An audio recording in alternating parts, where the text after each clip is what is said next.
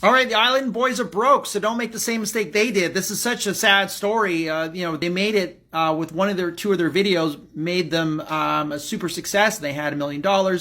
Snoop Dogg was actually noticed them as well, and it's such a shame now that they've lost all their money. Most of it was just from frivolous spending. Their apartment was $20,000 a month, and in the basement of the apartment, it had like a couple of luxury cars that probably they really didn't need. You can see they like to throw their money around. They wear gold watches, 3 or 4 gold watches, and like it's really all probably too much. Instead of taking all that money, they could have invested it in something that actually produces more money. And there's so many other options that they could have investing in the S&P 500 index fund where it follows the S&P. They'd still have their money right now if they followed that.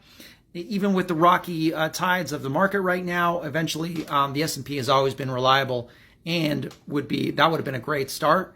Or they could have like with $20,000, they could have bought a couple Airbnb businesses every month.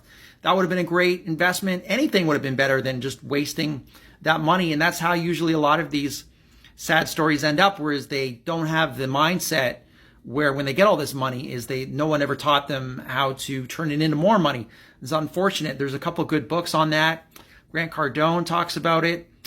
So if they just sacrificed a few more years and lived in something more moderate and reasonable, they could have reinvested that money and turned it into a hell of a lot more money, and probably 10 times. It would have been like once you get to your first $1 million or even your first 100,000, it's a lot easier to get to that million or that next 10 million.